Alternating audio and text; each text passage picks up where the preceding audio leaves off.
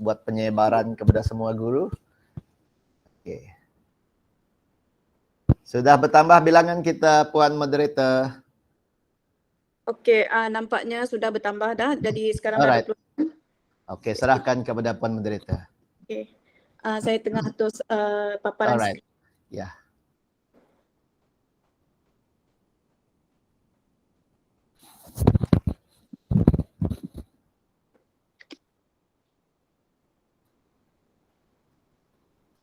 Ada bergerak tak skrin? Ada bergerak tak skrin? Cuba tekankan.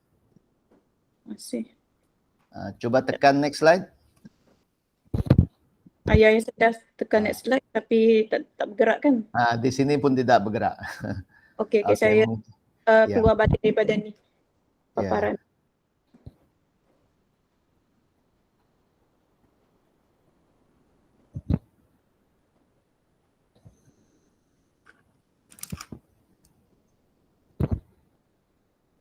Sekejap ya. Diingatkan sekali lagi untuk semua peserta bagi mengisi link kehadiran. Setakat ni hanya masih lagi 11 orang dah mengisi.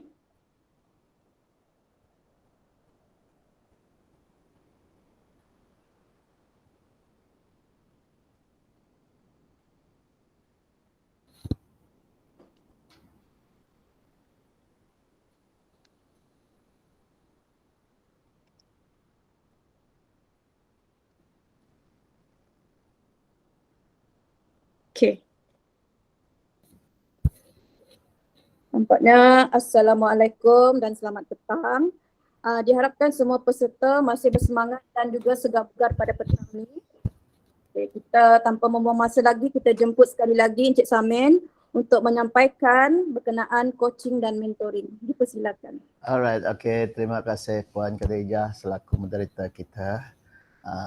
Yang berusaha Puan PPD kita, Puan Nana mungkin masih lagi bersama dengan kita.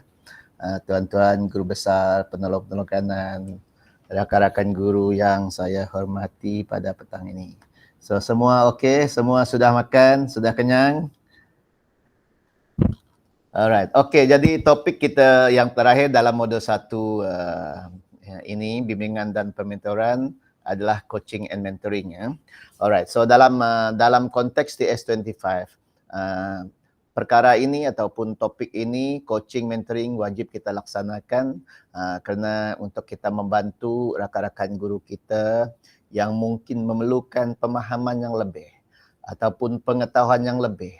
So ataupun untuk meningkatkan lagi pemahaman mereka dalam satu-satu bidang, terutama PDPC dan sebagainya, ataupun secara langsung berkaitan dengan modul-modul dalam TS25, sub-sub modulnya, supaya mereka lebih faham lagi ke mana mereka nak bawa diri mereka berkaitan dengan TS25 ini. Jadi dalam konsep bimbingan dan pementoran ini, kita kena faham perbezaan coaching dengan mentoring di dalam ini. Jadi berdasarkan kepada apa yang telah tertera dekat sana, apa itu coaching, mengapa dia perlu dilaksanakan. So jawapannya, coaching adalah satu proses, proses yang mana coach. Kita selaku coach membantu individu untuk mempertingkatkan prestasi mereka sendiri. So orang yang memberi itu kita panggil coach. Orang yang kita coach itu kita panggil dia coachee. So coach and coachee. So ini mengikut Whitmore 97 lah. Dia kata coaching membawa potensi seorang untuk memaksimumkan prestasi mereka. So bukan maknanya mereka yang bermasalah sahaja ataupun mereka yang degil, tetapi juga untuk kita membuka mindanya untuk memaksimumkan kepada tahap yang tidak terbatas prestasi mereka yang mereka tidak nampak, yang mereka boleh perkembangkan, tetapi mereka perlu diberi bimbingan supaya mereka boleh jelas lagi melihat apa sepatutnya yang ada pada diri mereka untuk dimaksimumkan prestasi mereka. So ia adalah usaha membantu mereka untuk belajar dan bukannya mengajar. So we don't teach them. Kita tidak memberitahu Jangan memberitahu mereka harus buat itu, buat ini. Itu bukan coaching. Itu bukan coaching. Itu adalah bimbingan. Itu adalah boleh kita katakan yang itu kita membimbing mereka bukan dari segi coaching lah. Sebab dari segi coaching kita hanya menyoal dan mereka sendiri meneroka potensi mereka berdasarkan topik yang kita bincangkan menggunakan soalan yang kita ada. So coaching is not about telling, but coaching is about asking. Keep on asking, then they will respond the way we want to respond berdasarkan kepada permasalahan awal yang telah kita tahu apa tujuan coaching itu sebenarnya. Okay, next slide, moderator. Okay, coaching and mentoring, apa dia? Coaching sebagai satu keadaan yang mana coach berpasangan dengan coachee. Dalam satu proses yang mencabar minda, kita mencabar minda. Kita bertanya. Dan kreativiti yang memberi inspirasi kepada coachee itu. Yang boleh membuka mindanya, yang boleh menginspirekannya untuk memaksimumkan potensi pribadi dan profesional yang ada pada coachee kita itu. Jadi coaching, proses coachee yang memberikan saranan. Dalam coaching, coachee yang memberi idea. Coachee yang sendirinya memberikan cadangannya sendiri berdasarkan kepada proses cungkilan soalan-soalan yang kita tanyakan kepada mereka. So kita tidak boleh memberitahu, tetapi mereka boleh tahu, boleh memikirkan sedalamnya berdasarkan soalan yang sesuai yang boleh kita gunakan. Jadi di bawah itu dia kata, coach banyak bertanya, coachee memberi idea. So sebagai coach, kita tidak memberi idea, kita tidak memberi cadangan, kita tidak memberi tahu, tetapi kita bertanya sehingga dia penat menjawab, sehingga dia tahulah apa sepatutnya yang dia laksanakan, apa sepatutnya dia lakukan. Dia nampak, oh begini, sepatutnya saya buat begini, berdasarkan perbincangan coachee dengan coach itu tadi. Kemudian mentoring pula ialah proses menurunkan pengalaman. Jadi bila PGB datang ke sekolah besok, contoh, Mr. Lai datang ke sekolah besok, dia panggil PK1, panggil ketua panitianya, dia memberitahu, kita membuat ini sebegini. Sebab Mr. Lai sudah menjadi seorang mentor kepada transformasi sekolah di sekolahnya. So dia memberitahu, dia menurunkan pengalaman dan pengetahuan yang sedia ada kepada mentinya. So coach and coachee, mentor and mentee, dua perkara yang berbeza. Contohnya apabila peserta NPKL diletakkan di sekolah tuan-puan untuk mempelajari satu-satu perkara berkaitan kepimpinan dan pengurusan sekolah, mereka adalah mentee. Jadi guru besar membantu mereka, membimbing mereka dalam melaksanakan tugas sebagai pengetua ataupun guru besar. So itu adalah mentor. We help them, we tell them what to do, what they are supposed to do, supaya mereka menjadi salah seorang peserta mereka yang hebat lah. So kita boleh memberi mentor, memberikan sokongan, memberikan idea, memberikan cadangan kepada mentee. Tetapi sebagai coach kita tidak. Kita hanya banyak bertanya supaya coachee itu sendiri mencari penyelesaian kepada permasalahan ataupun kepada perkara yang dia ingin tingkatkan diri dia supaya menjadi lebih hebat lagi, lebih motivasi lagi, lebih tahu lagi apa sepatutnya yang dia sepatutnya explore agar menjadi seorang guru yang sangat hebat, yang berkualiti itu. Alright, okay. Ada soalan coachee dengan mentee? Coach dengan mentor? Tak ada. Ada bunyi tadi. Tak ada. Okey, tak ada. Next.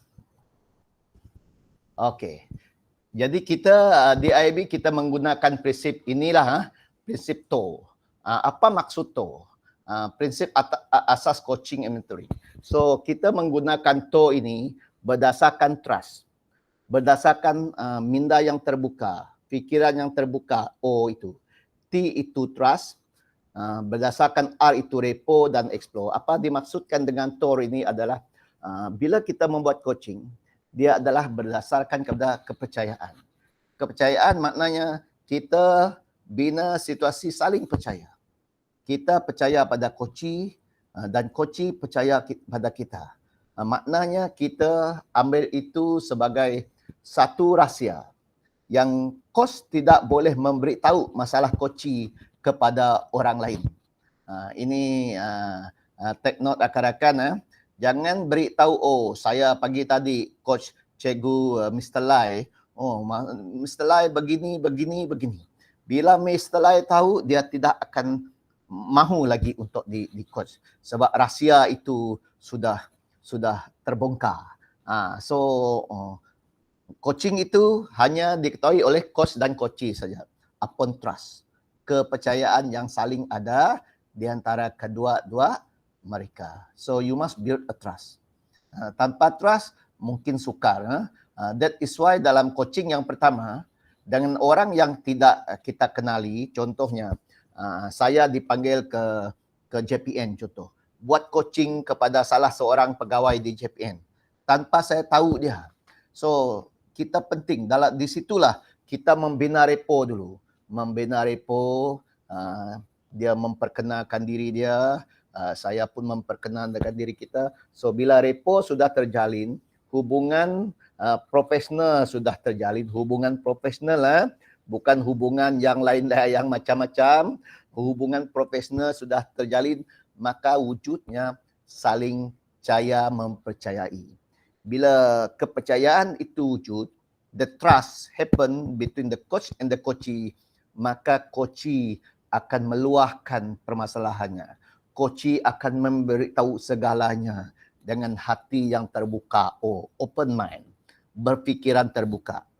Jadi keterbukaan itu hanya saling boleh diterima dan diberi. Kita terima, kita beri. Contohnya. Jadi upon trust. So it is between the coach and the coachee saja. Tak boleh diberitahu kepada orang lain sebaik saja tamat sesi itu. Tidak perlu.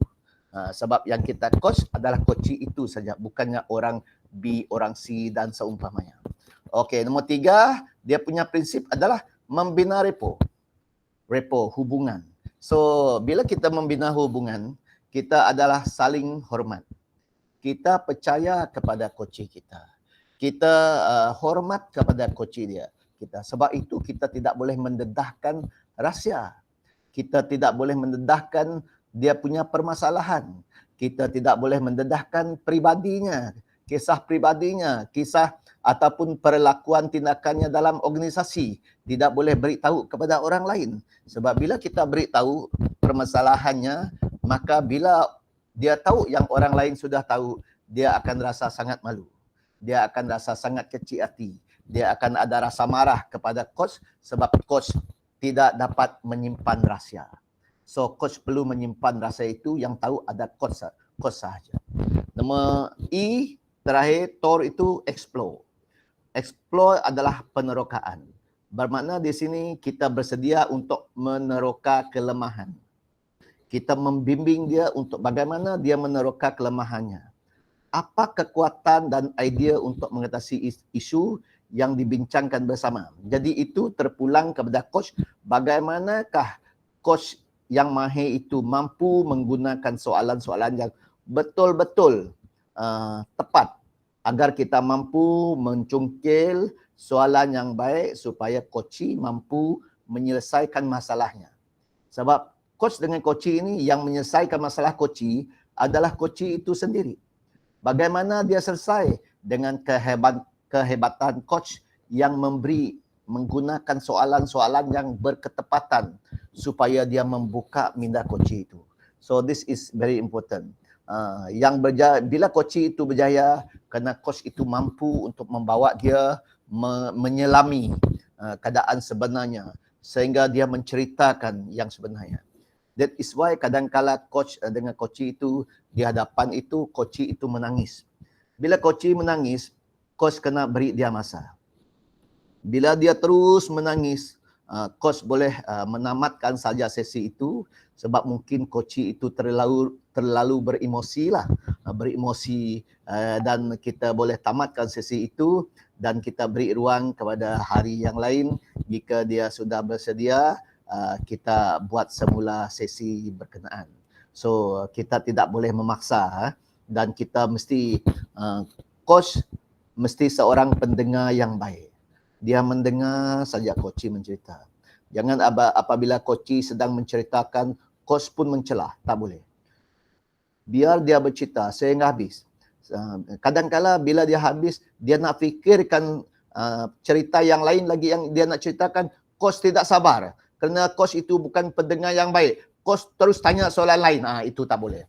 That is why after coach membuat 1-2 pernyataan, keterangan, kita beri ruang 30 second or something like that untuk dia, kita melihat gerak-geri dia. Sama ada dia akan ada lagi cerita selepas itu. So jangan sudah kita terus masuk. So maknanya kita tidak menjadi pendengar yang baik.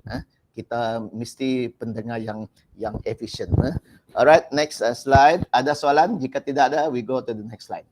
Okay, kemahiran. 6 kemahiran asas coaching tuan-tuan dan puan-puan. Kemahiran membina hubungan profesional. Tadi saya dah sebut hubungan profesional. Hubungan profesional dalam konteks coaching adalah kita hanya membina hubungan berdasarkan sesi itu. Hubungan profesional. Kita tidak pergi kepada masalah pribadinya. Kita tidak mengorek masalah pribadinya. Sebab setiap orang manusia, dia ada sejarah pribadi, sama ada positif ataupun negatif. We are all human being. So kita bina hubungan profesional berkaitan dengan topik yang kita nak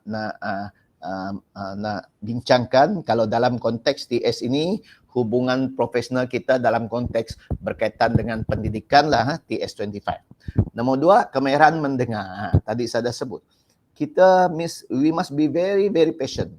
Mendengar, menjadi pendengar yang baik. Bila dia bercakap, kita relax saja. Kita menghayati. Sebab kadang-kala kita quote balik. Kita sebut balik. Tadi Mr. Lai kata, kita recap balik apa yang dia cakap. So bermakna kita menjadi pendengar yang baik. Jangan bila dia cerita, kita terus potong, cerita terus potong. Fed up kita punya coach. Dia menjadi fed up. So kita sabar saja. Memerhati. Sambil melihat dia punya raut wajah, gerak-geri dia, mata dia, sebab kita nak tahu sama ada dia mereka-reka ataupun yang dia ceritakan, yang dia kongsikan itu adakah betul. Kadang-kala orang pandai berlakon. So di situlah kita menggunakan kemahiran mendengar kita, tengok pergerakan mata dia, tengok dia punya tangan, tengok dia punya kaki, body movement, body language yang mungkin ada yang berkaitan dengan apa yang dia ceritakan. So sebagai coach, mendengar dengan baik.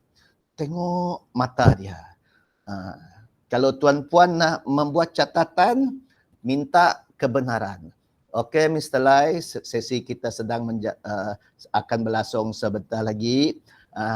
Boleh tak Mr. Lai memberi saya kebenaran untuk saya mencatat beberapa perkara. So jangan coach bercakap, coach tulis. We are not paying attention, right? We are not paying attention. Kita boleh tulis beberapa perkara sahaja untuk kita recap. Contohnya kita tulis, terima kasih Mr. Lai. Saya sangat tertarik dengan permasalahan yang Mr. Lai sebut. Tadi Mr. Lai sebut, kita refer apa yang kita tulis tadi. Sebegini. Okey, mengapa ini berlaku Mr. Lai? Contoh. Jadi baru kita lihat rujuk kepada apa yang kita tulis. So tetapi jangan sepanjang dia cakap itu kita tulis sebab kita bukannya reporter. Kita bukan reporter. Kita hanya mencatat key point saja, itu pun dengan kebenaran coach kita. Untuk kita menjadi kita punya bahan rujukan apabila perlu dalam beberapa sesi yang akan berlanjutan nanti. Alright? So itu yang kedua. Kemudian yang ketiga, kemahiran menyoal. Jadi kemahiran menyoal ini paling penting, paling kritikal kepada coach. Mengapa? Sebab berjayanya sesi coaching itu adalah berpandukan kepada soalan-soalan yang kita kemukakan kepada coach.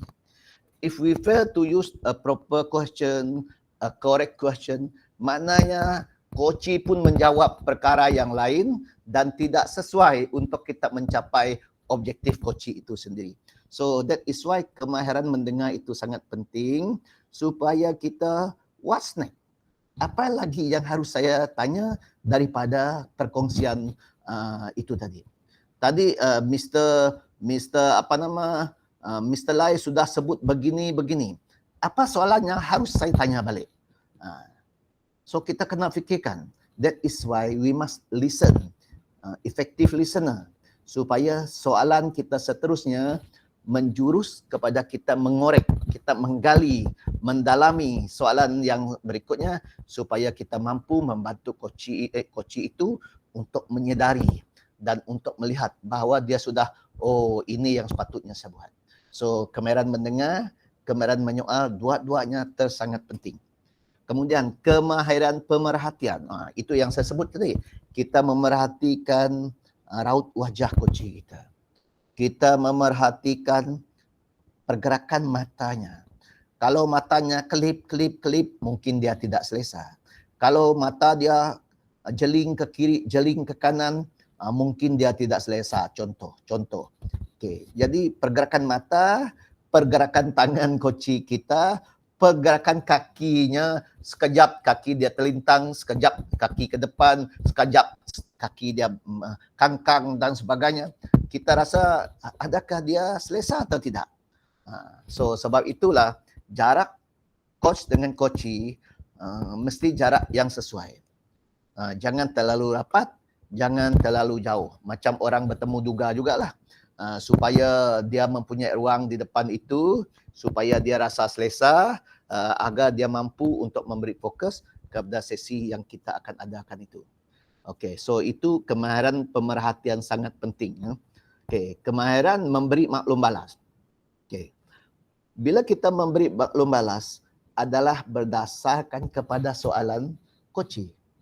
Jika kita tanya soalan yang betul, koci akan menjawab soalan yang betul. Daripada soalan itulah kita memerhatikan dengan baik, barulah kita dapat memberi maklum balas yang sesuai dengan objektif coaching itu tadi. Alright? Kemudian akhir sekali penetapan matlamat. Apakah matlamat coaching kita? Berkaitan dengan topik apa? Berkaitan dengan masalah apa? So itu semuanya sangat berkait rapat antara satu sama lain yang menjadi asas kepada coaching agar sesi itu berjalan dengan baik, kita mampu mencapai objektifnya. Alright? Ada soalan tuan-tuan dan puan-puan sebelum kita pergi kepada coach yang baik berupaya untuk apa? Ada soalan? Kita buat sesi ini santai, jangan serius sebab waktu ini waktu tengah hari dan satu lagi kita hanya seorang saja dalam bilik. Macam saya, bilik saya seorang je, nanti mengantuk pula saya. Tapi tidaklah sebab saya bercakap. Ada soalan? Tidak ada, saya teruskan. Okey. Coach yang baik, kita bina hubungan dulu. Apa khabar Cikgu Nur? Apa khabar Cikgu Muhammad Zat Jadil? Apa khabar Cikgu Kon dan seumpamanya? Kita tahu dulu tentang latar belakang guru itu. Okey. Lepas itu kita juga boleh memberi tahu sedikit latar belakang kita bahawa kita tujuan kita untuk membantu, kita telah membuat banyak sesi coaching supaya dia pun tahu contohnya. Tetapi dalam konteks kita di sekolah kita sendiri itu tak ada masalah lah. Ya, itu tidak masalah sebab kita saling kenal, mengenali dan tahu antara satu sama lain. Cumanya membina hubungan ini juga masih perlu. Kita tanya guru kita pada hari itu, kabar dia macam mana, perasaan dia macam mana. Sebab bila guru itu ceria pada hari itu, dia akan mampu untuk berkongsi apa saja masalah. Tetapi bila kita tidak tahu, baru tadi guru itu bertengkar dengan seorang guru yang lain, contoh, kita pun panggil dia untuk coaching, perasaan dia akan marah. So elok sesi itu jangan kita laksanakanlah, sebab sudah pastinya dia dalam keadaan yang tidak selesa, tidak tentram, pemikiran masih terganggu. So jangan dulu kita mulakan sesi itu. Okey. Coach yang baik boleh mendengar dengan baik, boleh menyoal dengan baik, boleh memberi, memerhati dan memberi maklum balas yang baik. Kemudian mempunyai IQ, EQ, SQ yang sangat mantap lah, dan juga dia boleh memahami dia punya coach. Dia mempunyai rasa empati kepada coach dia. Dia faham akan coach. Dia tengok pergerakan mata, body language dia, kepala dia pusing, kaki tangan dia sudah tahu perasaan guru itu. So bila itu berlaku, bermakna kita dengan coach kita sudah faham akan dia, maka apa cara yang kita boleh gunakan. So itu di antara ciri-ciri coach yang baik lah. Alright, so ada soalan sebelum we move on to the next slide? Nanti kita akan buat sedikit demo lah. Kita buat lagi demonstrasi. Kali ini Mr. Lai sudah lulus, kita guna orang lain lagi nanti. Alright, ada soalan? Tuan-tuan dan puan-puan, ada soalan? Nampaknya tiada, Encik. Okey, next slide. Saya minum sekejap, tunggu slide bertukar. Okey.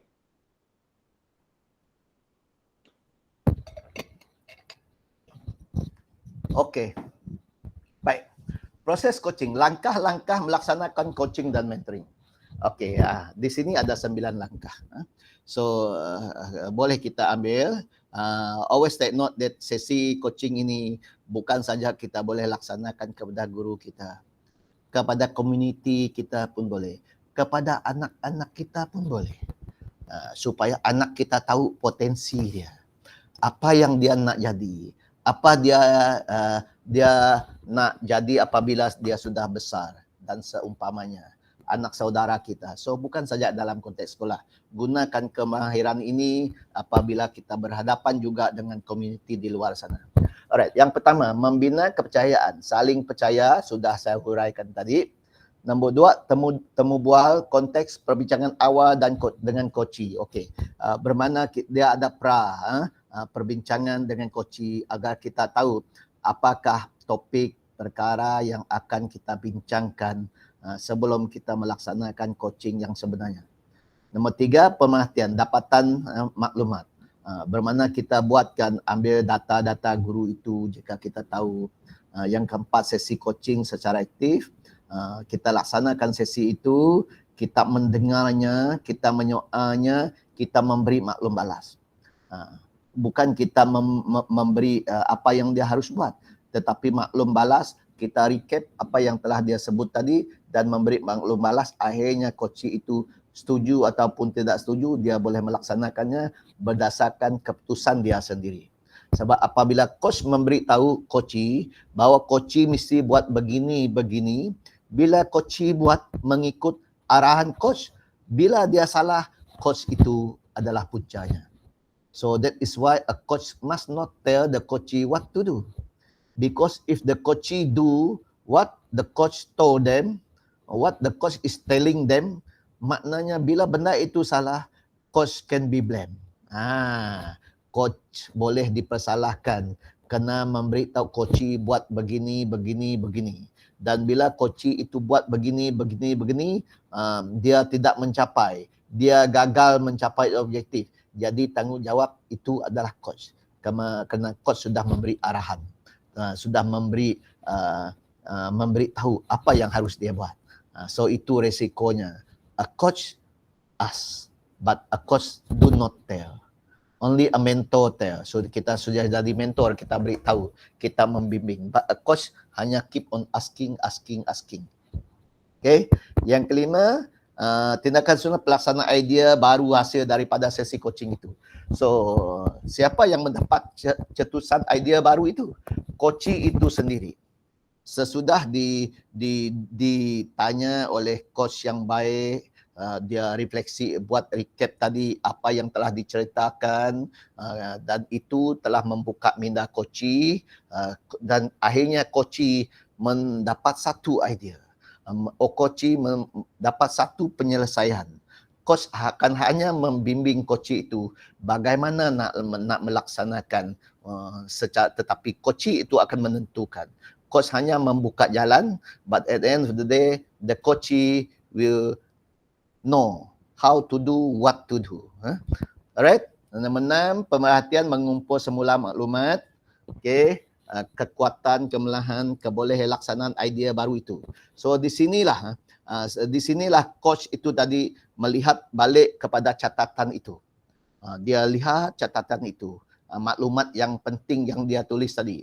So tadi Mr. Lai sudah sebut begini. Ini adalah kekuatan Mr. Lai.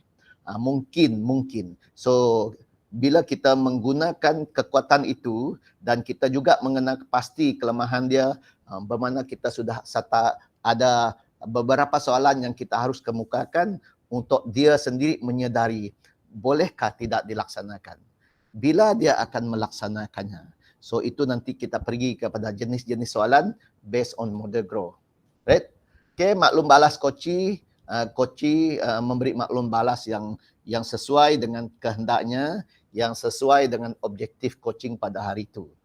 Kemudian penilaian sesi coaching, sama ada coach berpuas hati ataupun sebaliknya. Jika sesi coaching itu tergantung ataupun ada lagi sesi yang kedua, bermakna perlu ada nombor 9. Latihan jika perlu dan sebagainya. Jadi coach dengan coaching itu, bila coaching itu sudah pasti confirm, itulah langkahnya yang harus diambil. Bila dia ambil, bagaimana dia ambil. Jadi coach sudah berpuas hati, coach hanya tahu okey, Cikgu No, tertera nampak sana Cikgu No, saya sebutlah Cikgu No, saya pun tak kenal Cikgu No. Cikgu No, okey, Cikgu No tadi sudah menyebut bahawa Cikgu No akan mengambil tindakan sebegini. Cikgu No akan mengadakan PLC dengan guru-guru, semua guru tahun 6. Tadi Cikgu No juga telah menyebut bahawa Cikgu No akan membuat sesi ini pada 1 hari bulan 12 nanti. Betul Cikgu No? Betul. Siapa yang akan terlibat? Okay. Siapa versi dia dan seumpamanya lah. Okey, nanti bila Cikgu No sudah melaksanakannya, boleh tak Cikgu No kongsi dengan saya dia punya outcome contohnya. So di situlah bila dia sudah buat, dia melaksanakannya, laporannya sudah ada, di situlah kita menilai sesi itu. Oh, terima kasih, nampaknya Cikgu No sudah mengenali dia punya potensi. Jadi sesi itu sudah berjaya. Alright, sudah berjaya. Alright. Okey, ada soalan tuan-tuan dan puan-puan? Saya di sini buka mata besar-besar sebab saya sedang bercakap tidak mengantuk. Saya tak tahulah rakan-rakan di dalam sana. Are you okay? Are you with me? Masih okey lagi, Encik. Puan Khadijah okey lah selaku versi. Yang lain tak dengar pun suara Mr. Lai, Mr. Philip, Mr. Stanley, Cikgu Muhammad Izan dan seumpamanya. Are you okay semua? Okey, sir. Satu orang saja, dua orang saja jaga okey. Nanti suara yang saya tidak dengar dia akan membuat simulasi ya. Kalau saya tak lihat dia punya itu bergerak dalam itu, saya dia punya nama. Nanti dia buat simulasi. Ini Cikgu Samen suka kacau juga. Alright, next slide puan moderator. Okey. Dalam konteks IAB membuat sesi coaching tuan-tuan dan puan, kita guna model GROW. GROW. Apa itu? Kita panggil model GROW. Ada banyak model lain, tetapi kita lihat model GROW sangat sesuai, sangat mudah kita gunakan dalam konteks kita melaksanakan coaching dalam sistem pendidikan kita, khasnya berkaitan TS25. Okey, bila kita sebut model GROW, dia adalah akronim kepada goal, reality, option and what next ataupun way forward. G itu adalah goal. Apa itu goal?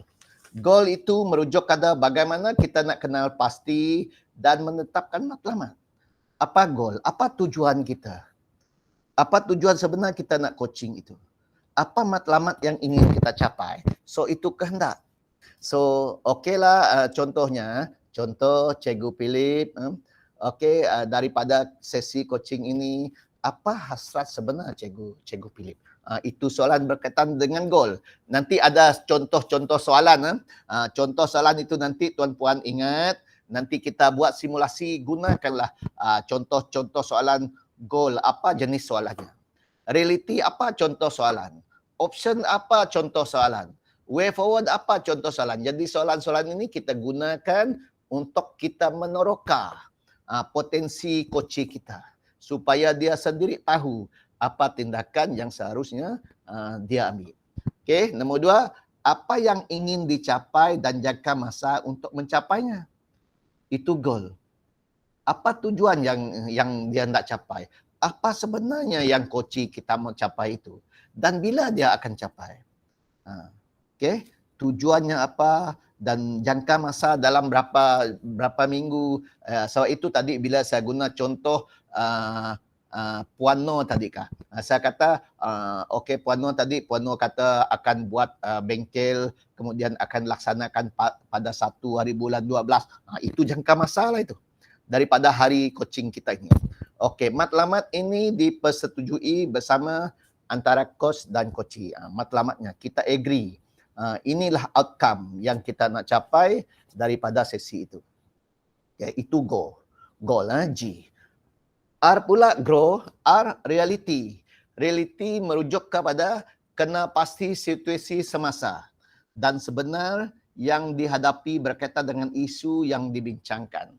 Okey, saya pun tidak tahu apa masalah Cikgu Stanley. Contohnya, hai Cikgu Stanley, ada bersama dengan saya hari ini? Hello Cikgu Stanley. Ada Tuan, ada. Okey, saya guna contoh Cikgu Stanley, jangan ambil kecil hati dengan Cikgu Samin. Okey, contohnya saya dengan Cikgu Stanley, boleh tak Cikgu Stanley ceritakan situasi sekolah Cikgu Stanley yang sebenarnya? Itu reality. Jadi dia kata sebenarnya sekolah saya sebegini. Jadi reality itu dia menggunakan keadaan sebenar. Keadaan sebenar pada masa itu. Itu yang kita panggil reality. Reality yang berkaitan dengan isu yang sebenar-benarnya. Apa yang berlaku pada masa itu. Jadi reality ini memahami situasi sebenar akan membuka jalan kepada pilihan untuk mengatasi itu. Bila tuan-puan sebagai coach memberi situasi yang sebenarnya, baru coach dapat memahami keadaan sebenar. Dengan itu coach akan mampu menggunakan soalan yang betul. Tanpa soalan yang betul dengan keadaan sebenar realiti yang tuan kongsi, coach akan menggunakan soalan yang salah. Bila soalan yang salah tidak menjurus kepada kita nak mencapai goal itu tadi, bermaknanya sesi coaching itu gagal. Sesi coaching itu gagal kerana tuan-puan selaku coach tidak menceritakan realiti, keadaan yang sebenar-benarnya. So, itulah kepercayaan yang perlu wujud di antara coach dengan coachee. Okey, sudah dia menceritakan keadaan yang sebenarnya, kita akan pergi kepada pilihan. Pilihan itu option, GRO. Sekarang sampai ke O. Option itu merujuk kepada kita meneroka dan mencukir pilihan yang ada. Okey, kalau saya bercakap dengan Cikgu Stanley contohnya.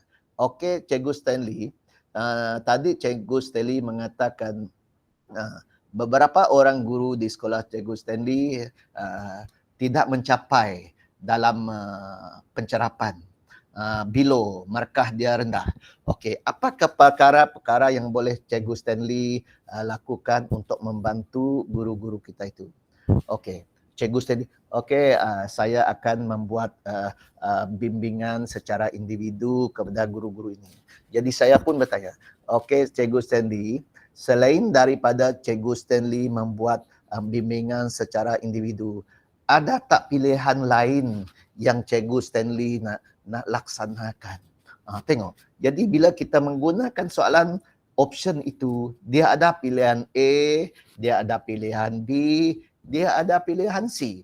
Jika A tak berfungsi, tidak efektif, kita gunalah B.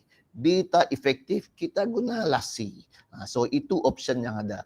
Pilihan yang boleh dikeluarkan oleh coachee sendiri bagi mengatasi. Jadi saya pun tanya, Cikgu Stanley, selain daripada bimbingan individu, apa lagi cara lain yang Cikgu Stanley boleh gunakan untuk membantu guru ini? Dia pun, Cikgu Stanley pun berfikir, okey, kalau bimbingan individu tidak berjalan, saya akan menggunakan pilihan B. Apa pilihan B itu? Apa pilihan B itu? Jadi pilihan B itu, koci itu sendiri nak beritahu, kena beritahu. Koci itu sendiri nak menjawab. Jangan Cikgu Stanley cikgu bimbing dia, cikgu bimbing dia. Kalau cikgu tidak dapat bimbing dia secara individu, cikgu panggil peer coaching. Jadi rakan dia membantu. Buat macam itu Cikgu Stanley. Cikgu Stanley pun buat. Tidak berkesan. Yang salah coach. Sebab coach memberi tahu suruh dia buat macam itu. So biarlah coach itu sendiri pilih option dia yang option yang lain. So banyak pilihan yang perlu dicungkil terhadap sesuatu isu itu. Okey, jadi kita galikan lagi secara mendalam. Okey, Cikgu Stanley. Bila Cikgu Stanley membuat bimbingan secara individu nanti, apa kaedah yang boleh gunakan? Seumpamanya. So keep on tanya sehingga koci itu sendiri yang rasanya saya tak boleh buat guna pilihan ini kerana ini. Mungkin saya boleh gunakan itu. So kita throw balik. Kita jangan beri. Okey, apa beza A dengan B contoh? Jika cikgu guna A, apa hasilnya? Cikgu guna B, apa? So dia akan membuka benda itu. It will create the critical thinking within that particular coaching. Dia akan berfikir secara kreatif. Bagaimana dia mendapat option itu dan bagaimana dia nak melaksanakan option yang telah dia sendiri pilih itu. Alright, itu O. So yang akhir sekali dalam model grow adalah W. W is way forward. What next? Apa lagi tindakan saya selanjutnya? Okey. Maknanya apakah yang perlu dilakukan seterusnya dan bagaimana untuk melakukannya berdasarkan pilihan-pilihan yang telah. Okey, tadi Cikgu Stanley sudah ada dua pilihan. Cikgu Stanley kata cikgu akan pilihannya adalah peer coaching. Okey, Cikgu Stanley, bila agak Stanley way forward tuan. Okey, bila agak Cikgu Stanley boleh melaksanakan coaching, peer coaching kepada guru ini? Bila agaknya? Jadi itu way forward. So bila dia balik, dia pun melaksanakannya berdasarkan agreement dalam coaching itu tadi. Apakah yang perlu dilakukan seterusnya, tindakan selanjutnya? That is way forward. Way forward, tindakan selanjutnya untuk melakukan berdasarkan pilihan yang telah dikemukakan. Jadi persoalan mengenai siapa dan bilakah tindakan akan diambil akan terjawab. Jadi kalau saya bertanya Cikgu Stanley, okey Cikgu Stanley, nanti bila Cikgu Stanley balik, Cikgu Stanley kata nak buat peer coaching kepada guru B. Okey, bilakah sesi ini akan berjalan? Di mana sesi ini akan berlayan? Contohnya. Jadi dia pun mengambil tindakan yang sewajarnya based on way forward itu untuk dia ambil tindakan supaya sesi itu berjalan dengan lancar. Alright? Okay. Next slide. Ataupun ada pertanyaan? Tidak ada? Okey, ini contoh-contoh soalan tuan-tuan dan puan-puan. Contoh soalan dalam mengikut model grow menggunakan goal. Kita nak cari matlamat. Contoh, apakah isu yang nak kita bincangkan pada hari ini? Contoh.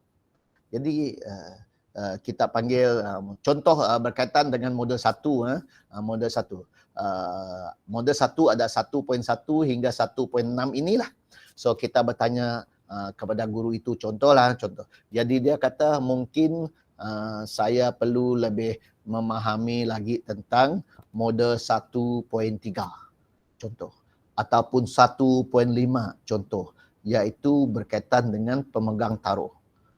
Pemegang taruh TS25 contoh.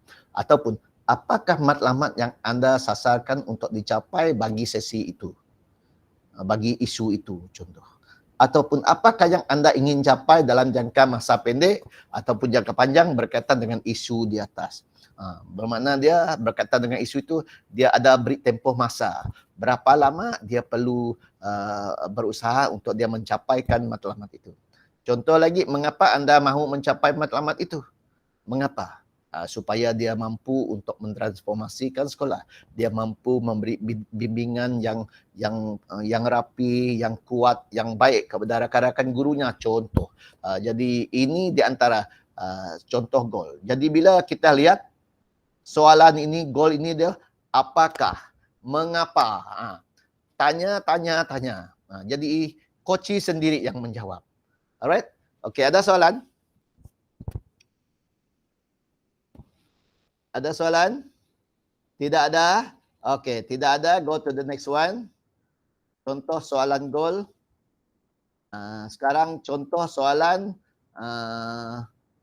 reality. GR. Reality. Sekarang kita nak mencari kisah sebenar.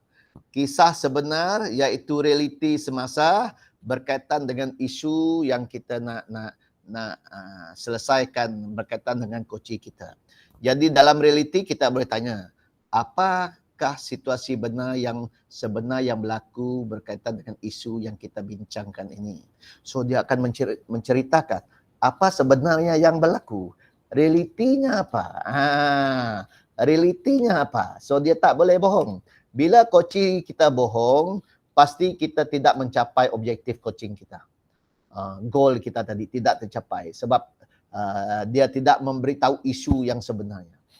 Apakah yang telah anda lakukan setakat ini?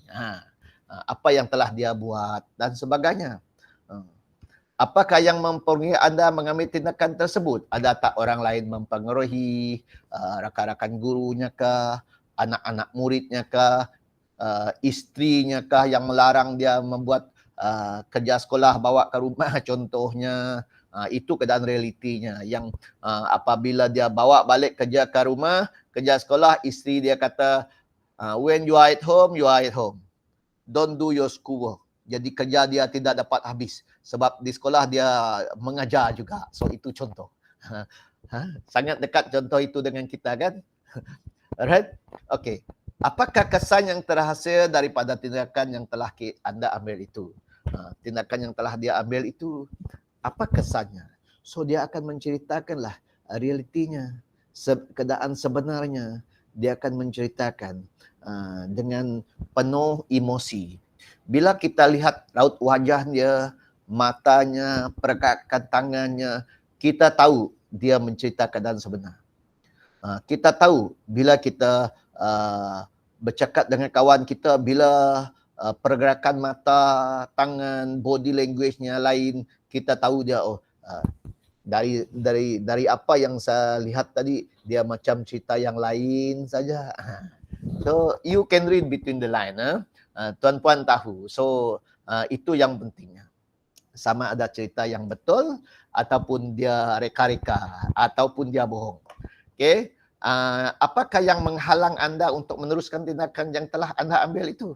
Jadi dia pun menceritakanlah yang menghalangkan saya sebenarnya saya tiada masalah.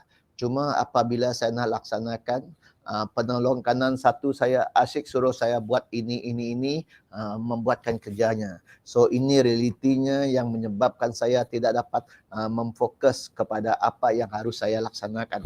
Contoh, penolong kanan satu jangan kecil hati. Ini contoh. Contoh. Okey, semua yang saya sebut ini contoh yang dekat dengan kita lah. So bukannya tak ada kaitan dengan yang ada ataupun tidak ada di sini. Mr. Lai, betul Mr. Lai ya? Ya, Okay. betul. Contoh saja. Kita kena buat contoh yang dekat dengan kita supaya kita boleh faham. Ya. So it all about so that easier for us to understand. So jangan kecil hati. Bukan ada kaitan pun dengan kita yang ada di sini. It just pengalaman yang saya sendiri ada, yang tuan-puan pun ada. So not related to anyone else. Alright. Okay. Next one, last one. Untuk W, way forward. GRO. Okay, O option, pilihan. Option pilihan. So, soalan, coach. Okay, tadi saya gunakan yang lain, aset Mr. Lai saja, aset Mr. Philip, Mr. Stanley saja. Okay. okey, ataupun Cikgu Nur. Okey, Cikgu Tian contohnya, GB Tian, saya bertanya, okey, tadi GB Tian telah menceritakan GB Tian akan melaksanakan tindakan seperti ini. Apakah pilihan lain yang boleh Madam Tian buat selain daripada tindakan yang sedia ada yang Puan telah sebut tadi? So, coach kita pun berfikir, oh, jika saya buat begini, dia akan begini. Jika ada pilihan, mungkin pilihan saya sebegini. So, soalan itu menjurus kepada kita membuka minda coach kita supaya coach kita ada pilihan. Supaya dia ada pilihan. Macam kita nak membeli kereta. Contoh. Duit kita sebegini. Kita nak beli kereta A ke kereta B. Kalau A berapa bulanan, B berapa bulanan. Jadi ada pilihan. So itu based on keadaan reality yang sebenar. Yang kedua, apakah kelebihan dan kelemahan berdasarkan pilihan? Nak beli kereta A, apa plus faktornya? Nak beli kereta B, apa plus faktornya? Apa kelemahannya berdasarkan pilihan yang ada itu. So there is always an option supaya kita mengambil tindakan yang tepat.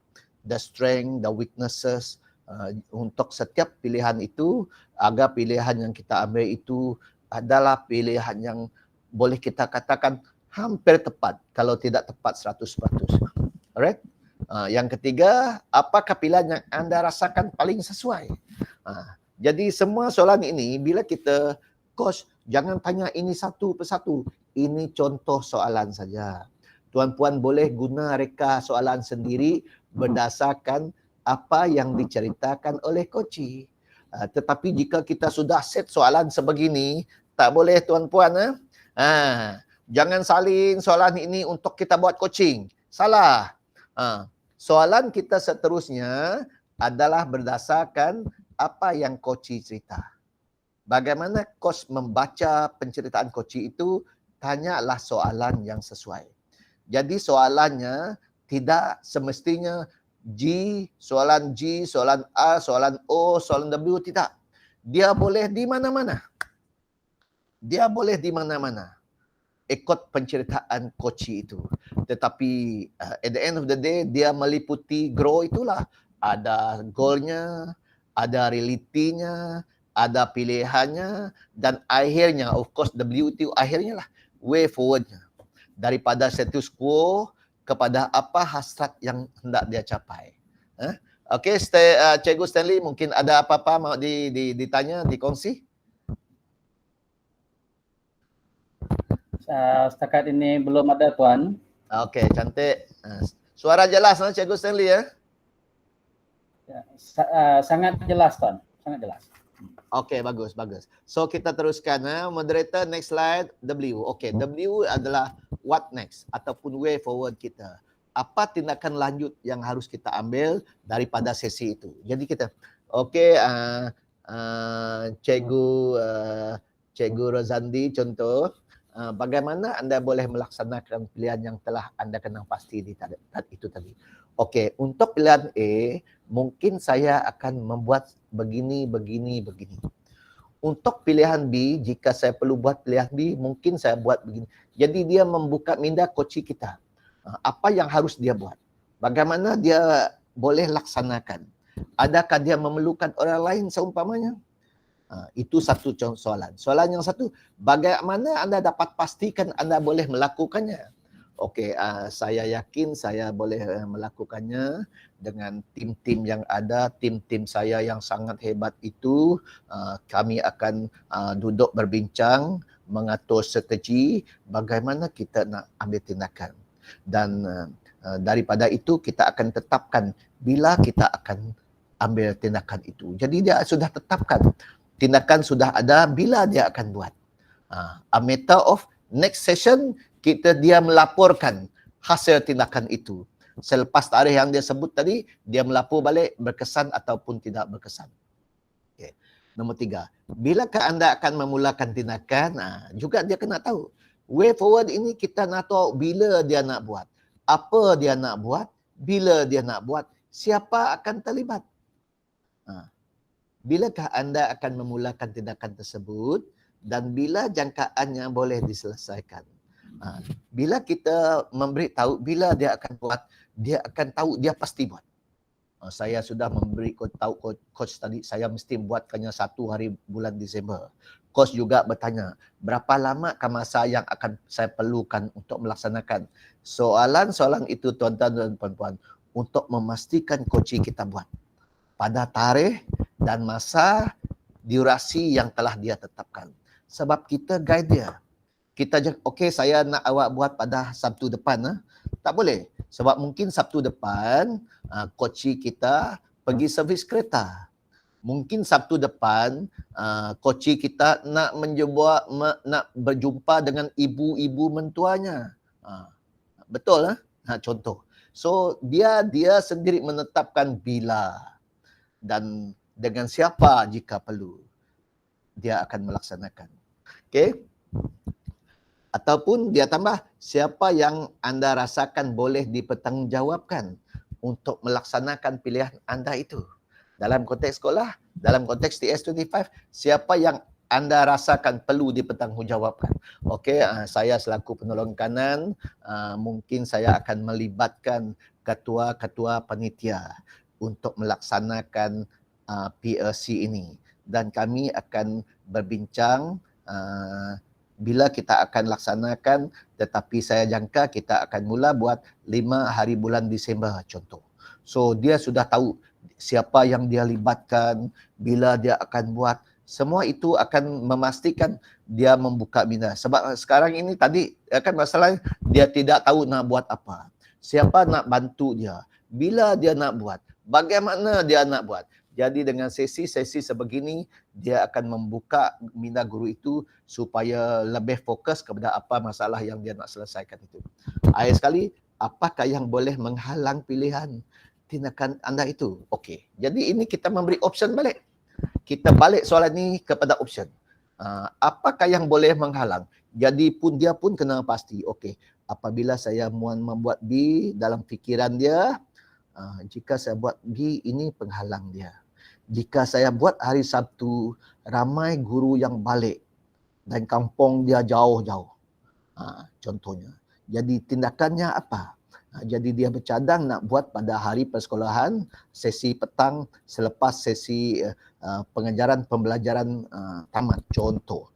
Jadi itu semuanya membuka minda coaching kita untuk dia berfikir apakah way forward yang boleh dia laksanakan. Tetapi yang paling penting, bila dia akan buat. Bila dia akan buat. Alright? So itu di antara contoh soalan-soalan yang boleh kita kemukakan. Ingat tadi saya tekan balik, bila kita buat sesi coaching, jangan ikut soalan G, lepas G kita tanya R, lepas R dia tanya O, lepas O tanya W. Bila kita menyoal, coaching menjawab, coaching menceritakan, soalan kita adalah berdasarkan apa yang coaching cerita. Jadi kita fokus kepada apa yang dia cerita. Sebab itu kita kena menjadi seorang pendengar yang sangat baik. Pendengar yang efisien. Pendengar yang efektif. Pendengar yang sabar. Yang sabar maknanya coaching mencerita, coach dengar relax saja. Selepas itu bila coaching itu sangat beremosi sehingga dia menangis, coach tak boleh tepuk belakang dia. Berhenti. Jangan menangis lagi. Tak boleh. Cikgu beri ruang kepada coaching itu untuk dia bertenang. Dan lepas itu kita bertanya, Mr. Lai, are you okay now? Are you okay? Can we proceed with our session? Kalau dia, saya tak dapat perasaan saya. Maknanya, okay Mr. Lai, oleh kerana Mr. Lai tidak dalam keadaan yang selesa, mungkin kita tamatkan sesi ini. Kita bertemu mungkin 2 hari lagi atau minggu hadapan. Kita bertanya, are you okay with that Mr. Lai? Dia pasti, okay cikgu, terima kasih. Contoh. So itu. So kita kena faham. Always put yourself in your coach's shoes supaya kita mampu untuk memberi bimbingan yang boleh kita katakan mencapai matlamat sebenar sesi coaching itu sendiri. Alright, okay. So habis model grow, ada lagi seterusnya nanti. Sebelum itu saya nak bertanya tuan-tuan dan puan-puan. Ada soalan tak daripada model grow ini? Kalau tidak ada soalan, memang yang sangat cemerlang lah semuanya. Cikgu Samin. Ya saya, ya Cikgu GB Abdul Rahman. Abdul Rahim. Ya Abdul Rahim, ya okey. Ya sorry Okey, Cikgu. Ya, soalan saya ya. untuk sesi coaching and mentoring ini, Mm-mm. adakah coach itu datang kepada kita ataupun kita yang panggil dia? Okey. Dua-dua dia boleh. Apabila coach itu datang kepada kita berkaitan dengan permasalahannya, bermakna itulah peluang kita. Itulah peluang kita. Okey Tuan Guru Besar, saya ada masalah begini. Boleh tak Tuan Guru Besar bantu saya? Saya okey, kita menjawablah. Kita rela, jadi kita setkan tarikh. Okey Cikgu, hari ini pada masa ini saya nanti saya akan mengajar. Lepas itu pengurusi PIBG akan jumpa saya sekian. Boleh tak kita berjumpa bila masa cikgu rasa masa cikgu dengan masa sesuai. So kita kalau dia kata kita berjumpa esok Cikgu Samin beritahu coach kita. Padahal coach kita esok dia ada perkara lain. Jadi kita carilah titik di mana kita boleh kedua-duanya agree kepada sesi itu. So dia boleh datang kepada kita ataupun kita secara terbuka memberitahu berdasarkan pemerhatian kita. Contohnya saya dapati Tuan GB Abdul Rahim sejak menjak ini Tuan Puan Tuan GB Abdul Rahim agak berperangai lain saja berhadapan dengan TS25 ini. Contoh-contoh Tuan GB ya. Okey. So Tuan GB, adakah Tuan GB mempunyai pemahaman yang kurang ataupun masalah berkaitan dengan bagaimana Tuan GB nak laksanakan TS25 ini? So dia pun mencerita. Okey, kalau sebegitu boleh tak kita tetapkan sesi coaching dengan GB Abdul Rahim? So dia pun okey, boleh Tuan. Saya sangat berbesar hati contohnya. So dia boleh coach datang ke kita ataupun kita, sebab di sekolah kita tidak ramai kan Cikgu Abdul Rahim kan? Kita tidak ramai. Jadi kita tahu permasalahan guru kita terutama dalam konteks TS25 ini. Kalau kita lihat dari segi SKPMG 2 standard 4, PDPC pun skor dia sangat rendah. Dan hasil pencerapan. Jadi kita pun boleh, okey cikgu siapa lagi? Cikgu Muhammad Jadil Cikgu Muhammad Jadil, kita bercakap bagus-bagus dengan Cikgu Muhammad Jadil dulu. Okey, mungkin minggu depan jika Cikgu Muhammad Jadil ada ruang, mungkin saya nak mengadakan sesi pertemuan dengan cikgu.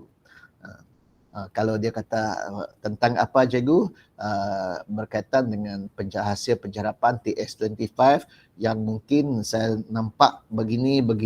So mungkin saya nak tahu mengapa cikgu mendapat sebegini contohnya. Jadi kita boleh memberitahu kita nak coach dia ataupun coach itu sendiri membawa permasalahan kepada kita untuk kita membantu dia. So it can be either way. Sebab kita selaku guru besar di sekolah kita nampak apa yang guru kita lakukan, apa permasalahannya, apa kekurangannya. Jadi mungkin di situ bila kita membantu dia, dia boleh melihat dan menggunakan explore dia punya potensi yang ada to the maximum. So dia boleh kedua-duanya Tuan GB Abdul Rahim. Alright, okey, cantik menjawab Tuan GB. Ya, cikgu. Okey, satu lagi soalan cikgu Okey. untuk elak mengantuk lah. Ya, betul cantik. Tak cukup mengantuk sekarang. Baik, okey, dalam sesi coaching mentoring ini, coaching lah khususnya, adakah kita sebagai coach itu langsung tidak boleh beri nasihat, beri pendapat ataupun dari pandangan beri pandangan dari sudut kita Okey. berkenaan Bila permasalahan yang coaching kita hadapi. Okey, kita tidak boleh secara langsung memberitahu. Kita tidak boleh secara langsung memberitahu. Yang kita boleh adalah, that is why tadi kita membuat sedikit catatan. Buat catatan itu pun dengan kebenaran. Supaya dia tahu kita mencatat itu untuk kita gunakan untuk recap nanti, refleksi nanti. Contohnya, sudah saya catat, okey, tadi Tuan JB Abdul Rahim menyebut sebegini. Boleh tak Tuan JB menceritakan begini. Jadi kita tetap tidak boleh memberitahu dia mesti buat apa. We don't tell. Coaching is about asking, not telling. Always remember that. When we coach, we ask. We don't tell. Cuma kadang-kala kita boleh kata kita bila dia memberi optionnya, kita boleh katakan kita memberi sedikit pemujian lah. Okey, terima kasih Cikgu JB Abdul Rahim kerana telah ini. Saya rasa juga tak boleh kata saya pasti tindakan yang Tuan ambil itu betul. Because bila kita kata pasti betul, dia akan ikut cakap kita itu. Bila dia buat, dia salah, dia merujuk balik. Oh, Cikgu Samin, hari itu Cikgu Samin kata setuju dengan saya buat begini. Tetapi bila saya buat, mengapa dia tak mencapai matlamat? Di situlah coach tidak boleh memberitahu secara langsung, tetapi memberi hints, membimbing dia ke arah dia menyedari apa yang harus dia buat sendiri. So masih dia sendiri juga yang membuat keputusan. Kita tidak boleh membuat keputusan secara langsung, supaya keputusan yang dia ambil itu tetap keputusan dia, bukan keputusan kita. Dan bila dia salah, dia kena cari lagi mengapa dia salah, belajar lagi daripada situ, sehingga dia menjadi lebih kreatif, inovatif dalam diri dia menyelesaikan masalah dia sendiri. Kita hanya memberi garis panduan, memandu, but jangan memberitahu. Coaching is asking, not telling. Boleh Tuan JB Abdul Rahman?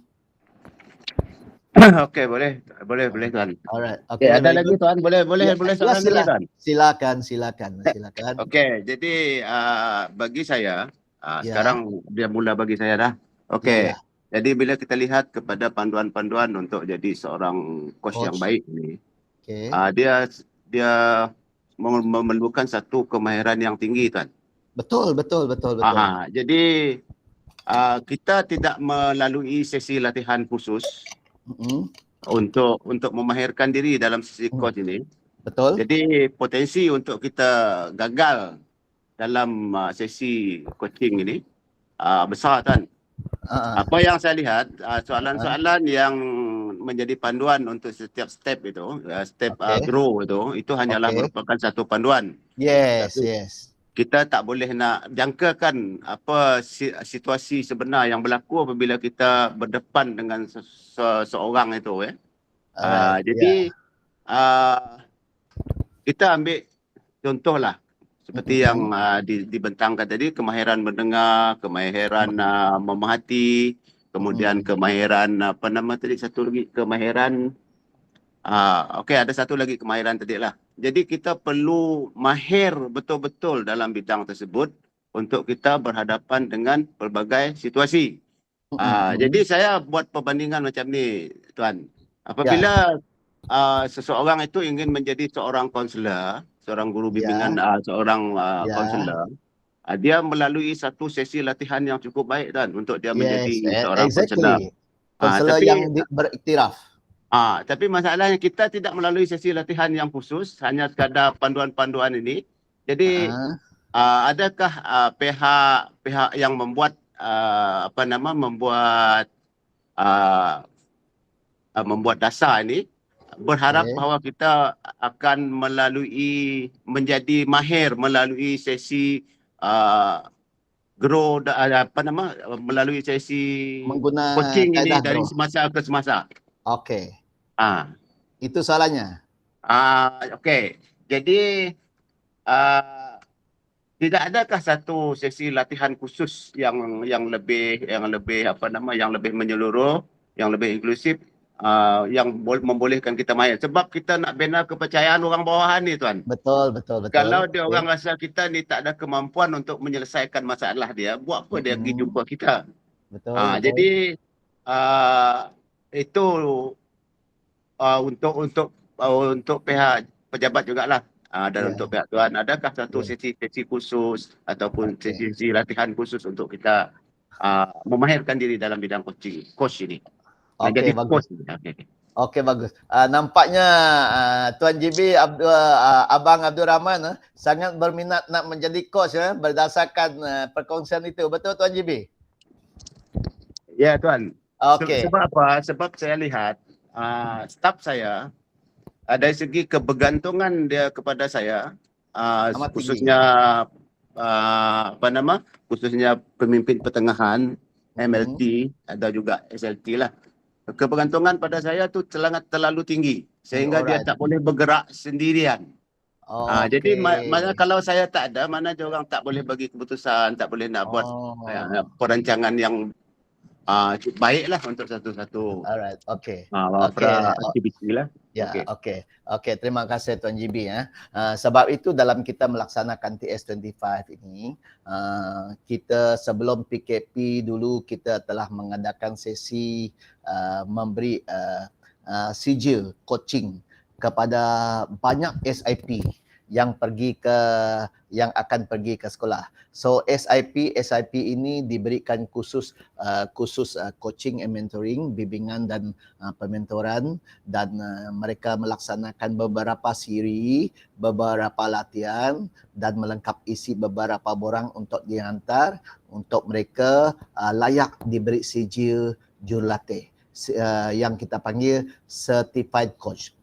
Kalau dalam konteks certified coach di IAB IPG juga kita IAB melaksanakan sesi coaching dan mereka diberikan sijil IAB melalui KPM. So dalam konteks IAB untuk makluman tuan-tuan dan puan-puan, semua pensyarah IAB yang pergi membuat bimbingan ke sekolah berkaitan beberapa perkara, contohnya plan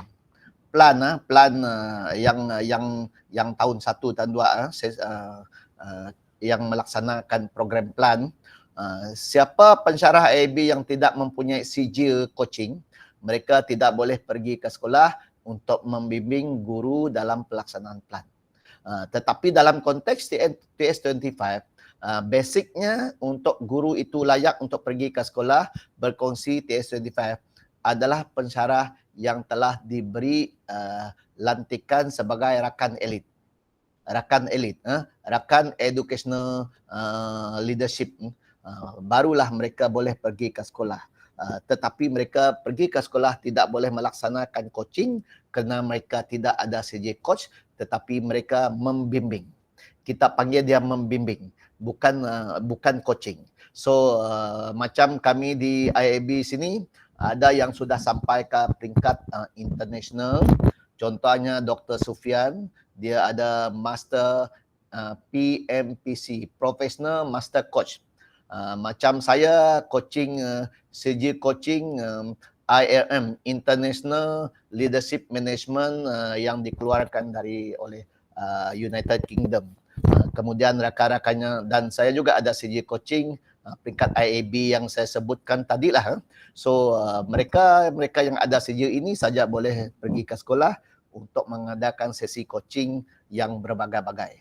Tetapi konteks TS25, kita tidak memerlukan pensyarah yang ada CJ coaching, tetapi mereka mesti dilantik sebagai rakan educational elite, RE. Itu yang kita panggil RE. Di PPD pun ada RE TS25 kan. So mereka ini yang diberi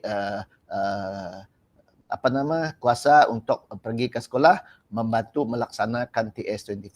Jadi kalau cikgu Tuan JB hendak melaksanakan sesi coaching ini, setakat ini kita di IAB tidak melaksanakannya kepada pemimpin sekolah. Kita baru sampai melaksanakan kepada SIP kerana SIP adalah orang yang pergi ke sekolah untuk mengadakan sesi bimbingan kepada pihak sekolah. Tetapi masih ada ruang Tuan JB kepada rakan yang berminat yang masih lama lagi dalam servis, saya galakkan tuan-puan dia ada dibuat online, US punya yang kita panggil CPC, Certified Professional Coach, yang dibuat secara online selama 6 bulan. So yang ini dia boleh dikatakan boleh laku di seluruh Malaysia, termasuk kita nak buat bersama dengan swasta. Kita sudah mahir dalam coaching. Kita coach staff Petronas, kita coach staff Shell contohnya, itu laku. Tetapi untuk sijil yang dikeluarkan oleh IAB hanya dalam sistem pendidikan saja, kecuali kita ada sijil International CPC Certified Professional Coaching, IAM contohnya, yang setaraf dengan apa yang di luar negara sana. So kalau betul berminat, Tuan GB boleh buat secara online. Dia memang secara online, kosnya 7,500, hampir 8,000 untuk selama tempoh 6 bulan, dan kita mesti melaksanakan beberapa sesi coaching, assignment, tugasan yang perlu kita hantar.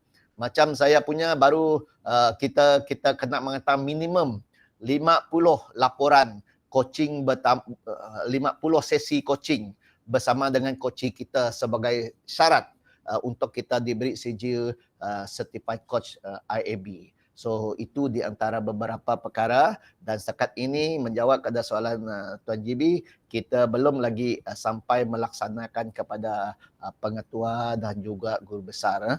Kita baru memikirkan untuk melaksanakan kepada pegawai di PPD, dan SIP telah beberapa orang telah kita berikan sijil itu berdasarkan khusus dan latihan serta assignment, tugasan yang telah mereka laksanakan itu. So menjawab Tuan GB? Ya Tuan, menjawab. Itu lebih ke arah yang profesional lah Tuan. Yes, betul. Betul. Cuma mungkin untuk kegunaan kita di peringkat sekolah ni mungkin suku ataupun separuh daripada itulah. Okey, tidak apa. Jadi kalau dalam konteks yang Tuan GB sebut tadi, kalau di peringkat sekolah, the basic ini kita selaku peneraju sekolah, selaku PGB, pengetua guru besar ataupun penolong kanan, boleh memberikan coaching yang ringkas ini kepada guru kita berdasarkan, sebab itu kita guna model GROW, sebab dia lebih mudah. Hanya apa matlamatnya, apa keadaan sebenarnya, apa pilihan dia ada, bagaimana guru itu dapat meneruskan tindakan selanjutnya, berfokus kepada 4 perkara itu saja. So dia tidak kata oh dia tak boleh sebab dia bukannya coach. Tidak. Ini bagaimana SLT, PGB, SLT, MLT membantu guru di bawahnya untuk dia lebih mengenali dia punya potensi individu itu. So ini garis panduan untuk kita membantu supaya kita tidak sentiasa memberitahu dia buat begini. Padahal dengan soalan yang contoh yang kita telah kongsikan tadi, dia boleh menggunakan soalan itu supaya coach itu sendiri boleh explore dia punya creativity, dia punya kebolehan yang sebenarnya, ataupun dia punya memaksimumkan dia punya potensi diri itu. Alright? Okey, menjawab Tuan GB ya. Ya, Cikgu. Okey, boleh tanya lagi Cikgu? Boleh. Kita ini santai. Right. Okey, dalam sebelum kita menjalankan langkah grow ni, dia ada disebutkan juga pra perbincangan. Perbincangan. Maknanya itu termasuk sebahagian daripada sesi coach itu ke ataupun di luar? Pra itu di luar. Pra itu. Kalau sudah masuk sesi itu, kita bermula dengan pengenalan. Membina repo. Itu kita panggil membina repo. Dalam sesi coaching kita kena mesti bermula dengan membina repo. Contoh, selamat tengah hari Tuan JB, apa khabar Tuan JB? Ini sudah dalam sesi coaching ini Tuan JB. Apa khabar Tuan JB Abdul Rahim? Sehat tak hari ini? Sudah makan? Itu membina repo lah sebelum sesi. Tetapi bila kita macam saya GB dengan guru-guru lain, tak perlulah lagi nak tanya nama cikgu itu. Tetapi kalau kita tidak tahu, saya contoh datang ke sekolah Cikgu Rahim kan, Cikgu Abdul Rahim saya coach, dia punya penolong kanan satu, yang GB panggil saya pergi coach dia, perlulah saya tanya begitu. Sebab saya tidak tahu. Okey, siapa boleh saya tahu nama puan? Contoh PK1. Boleh saya tahu nama puan? Oh, nama saya Madam Madam Chai Tong Nam contoh. Okey, Madam Chai Tong Nam. Bagaimana saya boleh panggil Madam Chai Tong Nam? Panggil Chai sajakah? Panggil Tong Nam kah? Contoh. So itu membina repo. So kita memberitahu supaya dia lebih selesa. Kadang-kala dia puan, kadang-kala dia cik. So kita kena tahu, adakah puan selesa jika saya panggil puan Chai saja? Oh, Cikgu Samin, boleh Cikgu Samin panggil saya Cik. Baru itulah membina repo. Dia jadi kita tahu dia Cik. Okey, Cik Chai, apa khabar Cik Chai hari ini? So itu di antaranya. Sebab itu membina repo adalah slot paling pertama dalam sesi kita nak membuat sesi coaching itu. Membina repo. So boleh Tuan JB?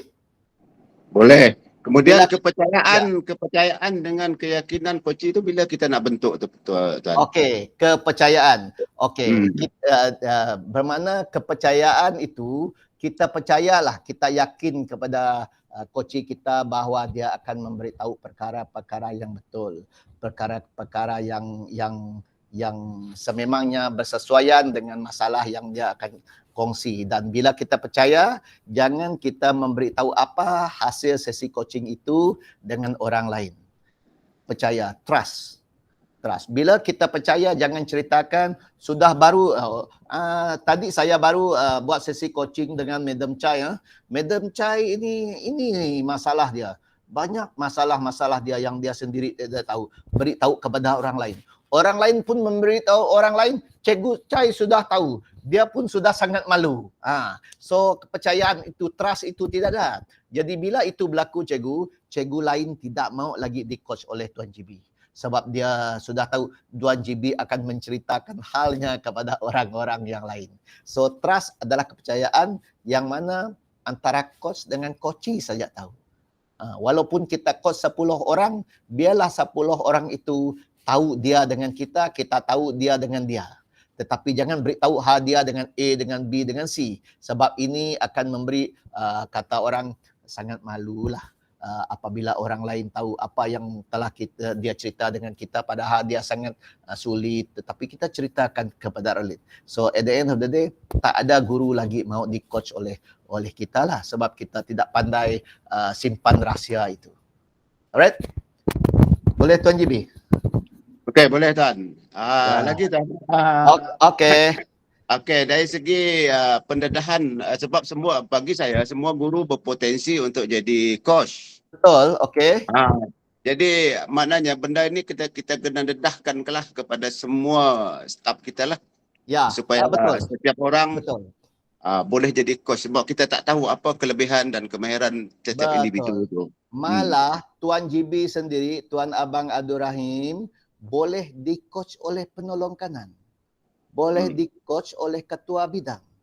Berkaitan dengan topik yang sesuai. Bukan berkaitan dengan kepimpinan lah. Tetapi kepimpinan pun boleh. Sebab mungkin dia nampak Tuan kurang fokus dan seumpamanya dia adalah guru cemerlang contohnya. Dia nak membantu guru GB dia supaya lebih nampak lagi. Explore lagi dia punya potensi diri, dia punya kemahiran itu supaya lebih fokus lagi kepada kerja buat dia sebagai pemimpin dan pengurus sekolah. So tidak semestinya Tuan GB di-coach oleh Tuan PPD. Penolong kanan satu pun boleh menjadi coach kepada Tuan GB itu sendiri dengan kemahiran dia yang ada. So dia tidak top down. It can also be bottom up berdasarkan kemahiran yang ada pada coach dengan coachee itu. Yang penting kedua-duanya membina trust. Oh, saya percaya. Sebab itu trust tadi wujud Tuan GB. Sebab bila kita trust, oh saya yakin PK1 saya boleh mengeksplor saya punya kehebatan supaya saya lebih hebat sebab saya tidak nampak apa kehebatan saya, tetapi dia boleh melihat apa kehebatan kita. So dia begitu Tuan GB ya. Okey. Okay. Thank you, Ya. Tuan. Thank you. Ada Thank you. lagi yang lain, saya akan menggunakan Tuan Abdul Rahim sebagai coach. Kita adakan sedikit sesi simulasi, tak payah lama, 10 minit cukup, berkaitan dengan TS25 ataupun berkaitan dengan apa saja kerja buat pengetua guru besar di sekolah. So, siapa volunteer menjadi coach? Cikgu Stanley, Cikgu Philip, Cikgu Lai sudah lulus. Cikgu Lai dulu dia kata, jangan stop dulu, kita ngupi dulu, dia cakap. Cikgu Abang Abdul Rahim ada ikut tak dulu di PPD Betong? Ada, Tuan, ada. Ada. So, masih ingat kisah Mr. Lai berada di pentas. Asyik bawa koci dia ngupi dulu. Sangat seronok. Okey. Ya. Ada tak nak jadi koci? Nanti Cikgu Abang Abdul Rahim sebagai coach. Dia tak ada betul salah, don't worry. Kita sekarang kita lihat bagaimana sesi itu dilaksanakan. Cikgu Stanley ada, Cikgu Metia, Cikgu Philip ada, ataupun Cikgu JB Abdul Rahim sendiri mencari koci yang ada di sini.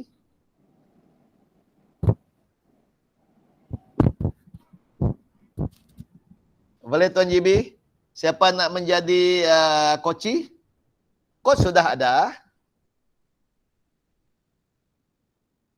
Entah dalam ini saya dengan JB Abdul Rahim saja. Yang lain Semua dah tidur, Tuan. Semua sudah tidak wujud.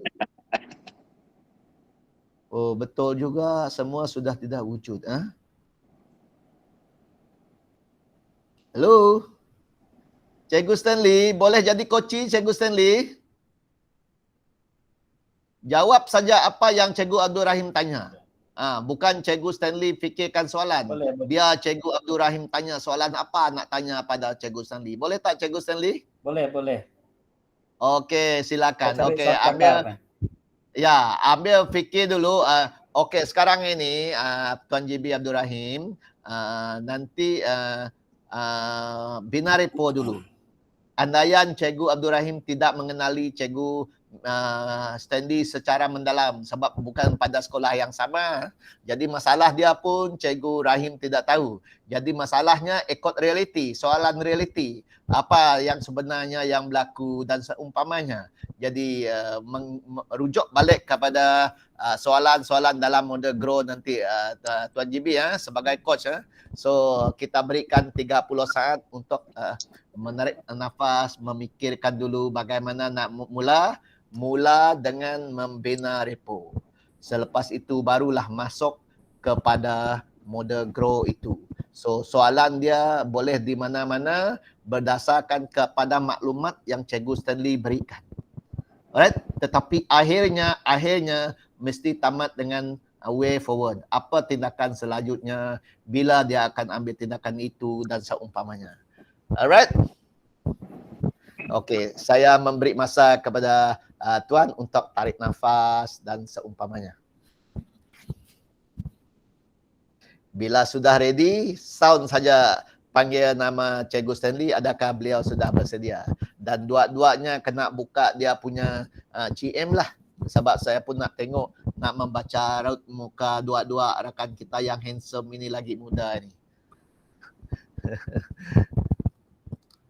Are you ready? Yes, sir. Tuan JB? Dua-dua ready? Okay, now. Ya, boleh. Okay. Okey, selamat petang Cikgu Stanley. Selamat petang, Cikgu. Selamat Apa petang. khabar? Bagus, Cikgu petang tu. Tapi Senyum, sihat, ceria aja. sehat. Tapi ada masalah lah, Cikgu. Cikgu Bang. Ya. Ada masalah. Kami betul. tu Cikgu baru dalam PDP kami faham benar macam ni kah nak mengurus PDP kami berdasarkan standard 4 ya Cikgu. Lemah dah semangat mengajar tu Cikgu. Standard 4 SKPMG ya maksud Cikgu kan? Oh, Oh, ya lebih kepada apa nama cikgu? Lebih kepada penilaian ya cikgu, lebih kepada penilaian. Ya tak? hmm. Oh, ya lah Oh, Tek. jadi Hmm. jadi cikgu nak macam ni, nak apa yang cikgu harapkan daripada standard 4 ya sebenarnya? Sebenarnya apa yang kami nak harap cikgu, kami nak mencapai skor yang terbaik lah cikgu. Tetapi di dalam standard 4 ni macam siap dapat kami mencapai cikgu. Dengan perangai nemiak yang lemah, perangai nemiak kata si ambil perhatian masa PDP. Ya macam ni lah ngatur cikgu. Jadi bahagian ni yang cikgu rasa cikgu lemah ya tak? Satu kami nak apa dek? Nak nyuruh nemiak jawab soalan. Macam ni nak menjungkil nemiak menjawab soalan kami menggunakan bahasa Melayu. Lalu dia jawab kita pakai bahasa Iban aja. Oh, Nak nak ambil markah tu, tinggi dalam teknik penyoalan lah. Biarlah cikgu. Oh, so setakat yang cikgu dah lakukan sebelum tu macam ni. Adalah saya nunggah sampai saya beri hadiah siapa yang dapat menjawab soalan, siapa yang berani menjawab soalan. Tapi masih ada 2-3 orang lagi saya dapat beri tumpuan dengan kita untuk mengajar cikgu. So soalan-soalan dia macam ni cikgu, soalan yang tak beri dengan cita ya. Oh, waktu kami mengajar bahasa Melayu, kami beri soalan dasarkan petikan. Tu menjawab dengan ayat penuh. Tapi si jangan ayat penuh pakai bahasa kampungnya pun. Tapi dalam pemikiran kami abang adalah caranya rasa kami untuk kami tackle balik macam ni nak mengajar saya kita pulang kepada pedagogi asal dulu. Kami mula kumpulan kami mencuba mula kumpulan dapat kami kontrol si jalan-jalan lagi ke tempat lain apabila dah dilantik menjadi ketua kumpulan namanya. Ya. Ada aja kejayaan sikit-sikit. Masa kami boleh lah ya. Oh iyalah. Mungkin betul dah laluan cikgu ya. Mungkin betul dah ya tadi. Cumanya perlu nak yalah cikgu perlu praktikkan lagi lah. So, apa alternatif lain cikgu? Kali ada alternatif lain. Ada juga kami mula dengan cikgu Rahim mengajar bersama-sama dalam kelas. Pasal kita membuat mengkritik secara membina macam ni nak meningkatkan PDP dengan biak dalam kelas itu. Kami nangga boleh juga berjaya juga kena orang yang boleh nangga macam ni PDP kita tu berjaya dengan si berjaya macam ya sampai ada apa. Itulah. Macam ya. Bagus ya cikgu. Bagus ya, okey lah. So untuk ya. Untuk seterusnya mudah dah. Ya cikgu silakan. Okey. Dekat ya salah saya cikgu abang mudah siap dia nak settle. Mak nunggah cikgu samin je datang sekolah tu. Ya pilihan terakhir lah cikgu. Last choice lah. Nunggah cikgu samin je. Ya memang okay, pakai samin, that's all. Thank you. Okay. Macam biarlah lebih kurang cikgu Samin. Lebih cuma kurang kita buat penutupan yang lebih lah tu lah. Okey, kita lihat seketika video kita berdua. Cuba kita dengar video ini jika dia terang di situ. Kejap. Saya sempat mengambil dia punya video tadi.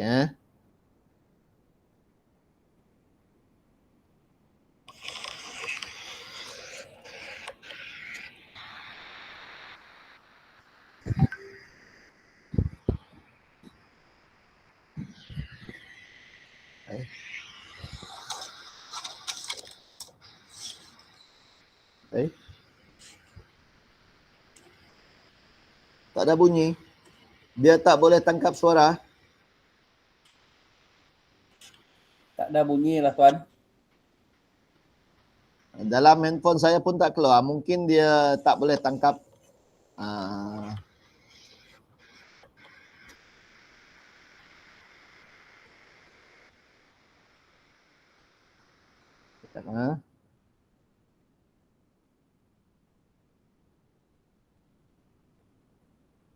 Oh, dia bunyi dia tak dapat masuk dalam handphone. Okey beberapa perkara tadilah pada mulanya tadi kalau kita nampak masalah utama Cikgu Stanley adalah standard 4 yang perlu beliau laksanakan dengan baik. Jadi coach patutnya bertanya standard 4 kalau kita merujuk kepada, jadi dia recap lah.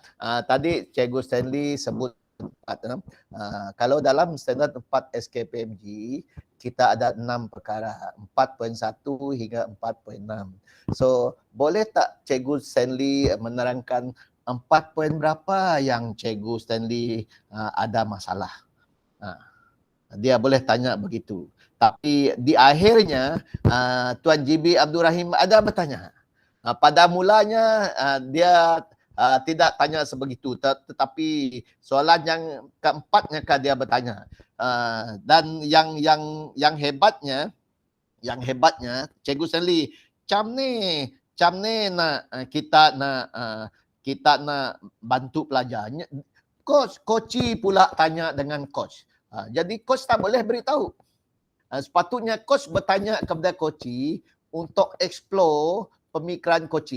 Ini coach bertanya dengan coach. Tetapi sebagai coach, tadi GB Abdul Rahim tidak memberitahu. Very good. Very good. Walaupun dia ditrap oleh coach, bagaimana dia boleh membantu. Sebab dia rasa nak minta coach untuk membantu. Tetapi GB Abdul Rahim tadi tidak memberitahu bagaimana. So GB tadi memberitahu balik kepada coach, yang coach kena memberitahu apa yang seharusnya dia buat. So hampir-hampir tadi coach terperangkap oleh coach lah. Sebab coach bertanya, macam ni kita nak bantu nembiak tu tadi. Tetapi coach tidak menjawab soalan itu. Sebab coach tak boleh memberitahu macam mana. Akhirnya dia throw balik kepada Cikgu Stanley untuk memikirkan sehingga dia mengatakan dia akan mungkin dia boleh menggunakan guru yang lain dan tadi coach juga mungkin betul dia tidak boleh katakan betul. Tindakan coach tak boleh katakan tuan harus mengambil tindakan seperti itu. Tidak boleh. Dia kata mungkin betul. So coach kena berfikir kalau saya ambil betul tak betul. Coach sendiri yang membuat keputusan. So tindakan tepat oleh coach kita lah Tuan Abdul Rahim, dia kata mungkin betul.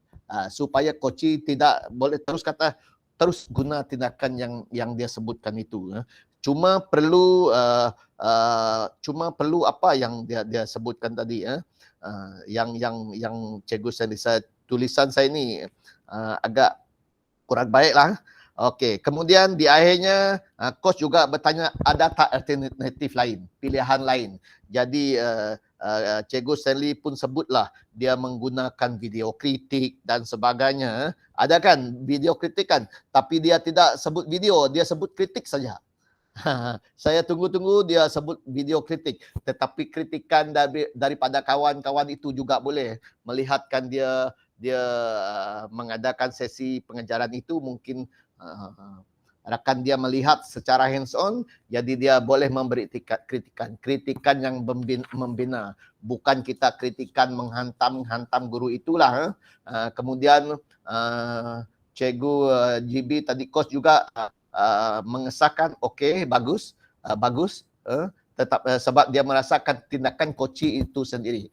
Jadi coach hanya menyokong saja tetapi tidak memberitahu apa sebenarnya yang dia buat. At the end of the day, jika dia tidak dapat juga akan panggil Cikgu Samen, dia kata. So itu pun option Cikgu Stanley tadi, optionnya yang seterusnya ke arah dia mencapai dia punya objektif itu. Tapi saya tahulah dalam keadaan kita mengadakan sesi ini lebih kepada fun. Kadang-kala kita mengganggu kawan kita dan sebagainya untuk kita melepaskan kita punya latihan itu sendiri. Saya faham seperti mana yang Cikgu Lai dengan siapa lagi hari itu. 5-6 kali dia bawa. Okey, kita tamatkan sesi ini. Tunggu, kita ngupi dulu. Tunggu, kita ngupi dulu. So itu lebih kepada sebab kita tahu antara diri kita dengan rakan-rakan yang kita ada dalam inilah. So anyway, itu adalah satu simulasi dan saya yakin bahawa ini adalah garis panduan tuan-tuan dan puan-puan. So mungkin boleh di balik nanti terus buat PRC in-house dan rekodkan latihan sesi itu ke dalam SPL KPM. Keluarkan surat supaya dia menjadi satu mandat dan sesi ini direkod dalam SPL KPM supaya guru-guru kita mendapat bilangan hari sesi latihan. So berdasarkan ini. So nama sesi dia siapa dan letakkan bilangan jam dia. Kalau tulis beberapa jam dia boleh jadi dalam satu hari seumpamanya. But SU, SPL, KPM lebih arif lah. So itu di antara beberapanya dan saya yakin dengan sedikit ini sebab masa kita pun sudah pukul 4. Kalau ada soalan yang berikutnya kita berikan ruang. Ada soalan berikutnya? Tuan-puan juga boleh explore dalam SPL KPM. Dalam model 1 dia ada contoh simulasi coaching mentoring tuan-puan yang dalam delima itu. So boleh main sama-sama dengar supaya dia boleh membuka minda kita.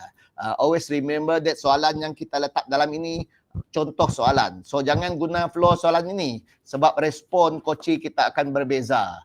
Jadi soalan yang kita gunakan adalah ke arah kita mencungkil potensi coaching kita. So itu dia. Alright. Ada lagi persoalan yang lain? Kalau tidak ada, mohon puan moderator untuk go to the next slide. Next slide. Kita sudah hampir ke penghujung. Tak payah ini. Sudah sebut sama tadi. Okey, ini rekod coaching. Sesi 1 tarikh. Pertemuan. Topik yang hendak dibincangkan. Model 1. Matlamat G apa, R apa, O apa, W apa. Refleksi. Tanda tangan oleh coach kita. Coach dan coach. Siapa coach, siapa coach. Tarikh sesi 2, sesi 3 jika ada. Jika dia 1 sesi saja, bermakna 1 sesi. Jika dia 3 sesi, lengkap 3 sesi. Jika ada 4, 5, 6, tambahkan lagi kolom itu. Tetapi 1 sesi coaching mentoring jangan kurang daripada 30 minit, jangan lebih daripada 1 jam. So dia di antara 30 minit hingga 45 minit sangat cantik. Kalau sudah sampai 2 jam, entah sesi coaching apa itu berlaku. Cikgu Stanley So dia dah tak perlu lama sebab kita hanya coach dalam 1 topik saja. 1 perkara saja. So jika dalam sesi pertama dia tidak dapat menyelesaikan masalah itu, coach itu tidak dapat menentukan way forward dia, kita adakan lagi sesi yang kedua. Kalau sudah sampai, sudah selesai, bermakna selesai. Tak ada perlu sesi ketiga. Tetapi dia keep on, maka teruskanlah. So, boleh tak kita menamatkan sesi coaching itu? Boleh, apabila coach tidak selesa dengan coach. Coach tidak selesa dengan coach. Coach menangis dan sebagainya kerana terlalu beremosi dan seumpamanya. So, sesi itu boleh ditangguhkan sebegitu saja. Ataupun jika coach dengan coach tidak sehaluan, mereka ada perasaan membenci contoh-contoh, bermakna coach dengan coach itu tak boleh bersama dalam sesi itu. Kena tukar dia punya coach. Sebab coach dengan coach tak boleh tak boleh agree, tak boleh dilaksanakan kerana perasaan yang tidak betul antara satu sama yang lain. Jadi sesi itu tidak boleh dilaksanakan antara coach dengan coach itu. Cari coach yang lain untuk ambil alih perkara itu. Alright, okay, the next one. Kita ada 5 minit lagi. Okay, ini recap baliklah jawatan kuasa induk di sekolah ATS 25 kepada rakan yang belum wujudkan. Next. Saya sudah tunjuk ini dulu kan? Okay, ini contoh juga. Okay, saya sudah tunjuk dulu, tak perlu saya terangkan. Ada beberapa perkara jawatan kuasa yang perlu ada. Kita panggil jawatan kuasa memperkasa middle leader. SMT, apa tindakannya? Kita buat jawatan kuasa ladap, apa tindakan, apa yang jawatan kuasa ladap itu buat? Kita ambil jawatan kuasa PLC, apa yang mereka harus buat? Saya yang jaga PLC, apa yang saya harus buat? Saya merancang dan melaksanakan PLC secara sistematik dan berterusan. Contoh, jawatan kuasa PK21, apa saya harus buat? PIBK, apa saya harus buat? Dan seumpamanya. So itu contoh-contoh jawatan kuasa yang ada. Jadi apabila kita menubuhkan satu-satu jawatan kuasa tuan-tuan dan puan, kita mesti tahu jawatan kuasa ini apa tugas dan tanggungjawabnya. Barulah jawatan kuasa itu bergerak. Kalau kita tubuhkan jawatan kuasa, spesifikasi tugasnya tidak dinyatakan, mana jawatan kuasa itu sukar untuk bergerak. But if they know apa tugas jawatan kuasa itu, mudah untuk mereka bergerak. So tuan-tuan dan puan, ini adalah satu contoh jawatan kuasa yang ada. Jika kata tuan kata tak ada, JK ladap tak adalah, tak ada masalah. Tetapi bila tuan-puan letak, apa tugas jawatan kuasa ladap? Contoh, kena ada spesifikasi supaya mereka mampu melaksanakan sebagai jawatan kuasa. Alright, seterusnya. Okay, sistem file, next. Okay, ini yang ada contoh. Contohlah file yang ada. Jika tuan-puan tak kata okay, file learning work tidak ada, terpulang. Tetapi biasanya kita ada buat learning work. File coaching mentoring tadi, dokumen tadi kita masukkan ke dalamnya tadi. Semua borang ini ada dalam modul 1. Kalau kita pergi kepada 5, semuanya ada. So ini contoh file yang boleh diwujudkan. Jika tidak wujud, tukar nama lain, terpulang. Tetapi isinya harus sesuaian supaya dibuat penataran bila sudah tamat tempoh 3 tahun ke atas, Nazir dengan BPG datang, mereka tengok file, maka ada sebeginilah. Adalah file-file yang beberapa file lah. So ini contoh, tuan-puan nak ikut boleh, tak nak ikut, ini create file yang sendiri, tak ada student voice, tak ada teacher's voice, tidak mengapa. Tetapi bila IPG, BPG dan Nazir datang, tuan-puan mesti mampu untuk memberi penjelasan. Itu saja. Next one, Puan Moderator. Okay, sambungan tadi pun sama juga. Next one, tak apa, laporan kena ada, minit mesyuarat kena ada. Ini sistem file contoh juga tadi. SMK Puncak Borneo contoh yang saya gunakan di awal tadi. Okay, next one, susun file dia ada. Secara soft copy pun boleh, tak payah letak sebegini. Ini hard copy. Jika Nazir tanya, keluarkan soft copy, cukup. Okay, next one.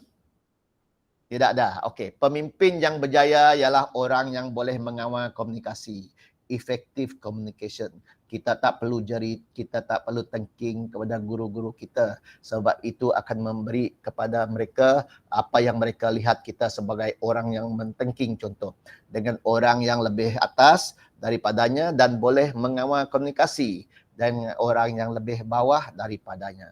So itu adalah beberapa kata-kata hikmah dan banyak lagi yang lain sebenarnya. Kebetulan ini saja yang dikongsi bersama tuan-tuan dan puan pada petang ini.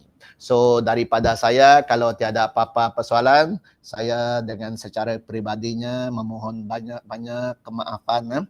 Banyak contoh tadi saya sebut ramai nama-nama tuan-tuan dan puan-puan. Itu sebagai contoh saja. tak ada kena mengena dengan sesuatu yang kurang baik.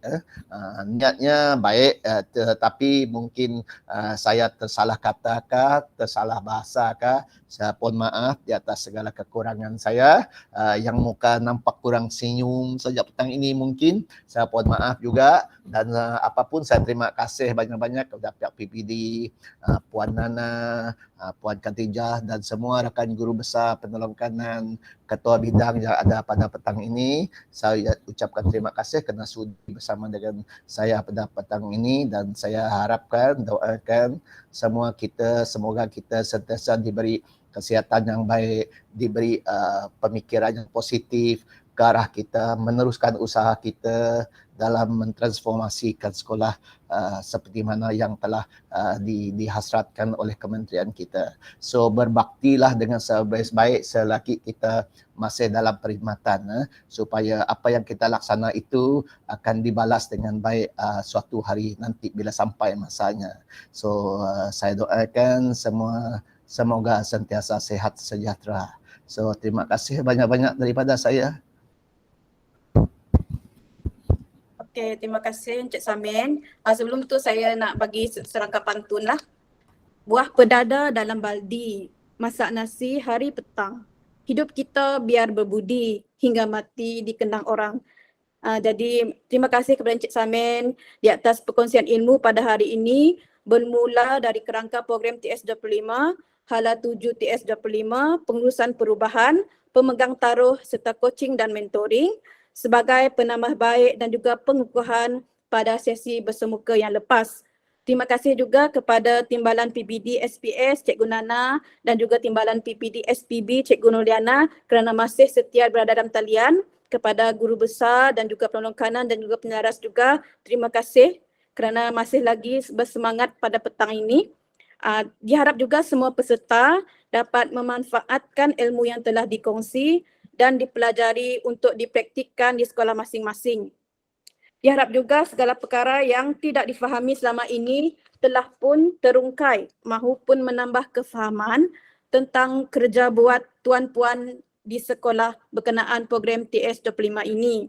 InsyaAllah selepas melalui dan mendalami beberapa modul akan jelas dan teranglah pandangan mahupun pemahaman tuan-puan berkenaan TS25.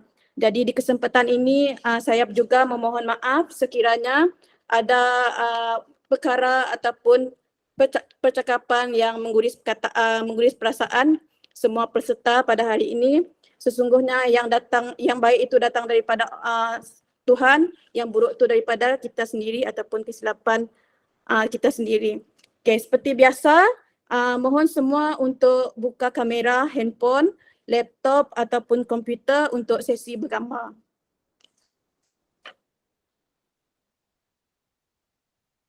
Okay, kita tunggu dulu ya.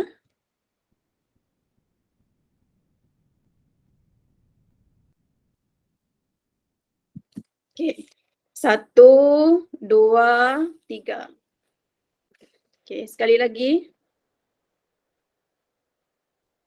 1, 2, 3. Okay, terima kasih. Sebelum itu izinkan saya sekali lagi berkongsi serangkap pantun. Kalau ada semua di ladang, boleh saya kalau ada umur yang panjang, boleh kita berjumpa nanti.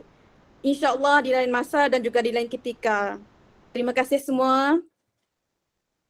Assalamualaikum. Terima kasih Cik Saman. Terima kasih kepada semua yang.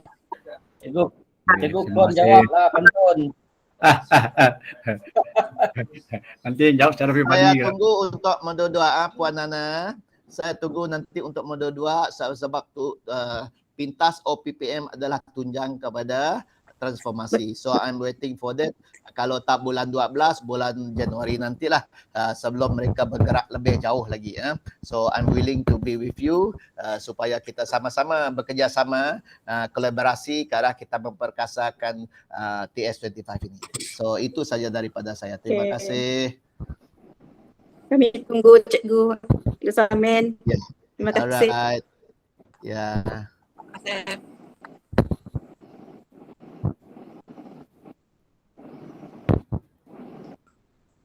Cik Samin Okay, thank nanti you minta everyone. borang yang Cik Samin bagi tahu tadi. Borang-borang yang Ya, boleh ya. digunakan kan? Alright, saya hantar kepada cikgu sekarang inilah dalam WhatsApp Okey, saja. Alright, okay, thank you. Nanti kongsi dengan semua Okey, peserta saya ya. dah kongsi juga slide. Alright. Okay, thank you. Thank you. Okay, so I left dulu Okey, Alright, terima kasih puan semuanya. okey, bye. Okay, bye. Bye Cikgu Lai.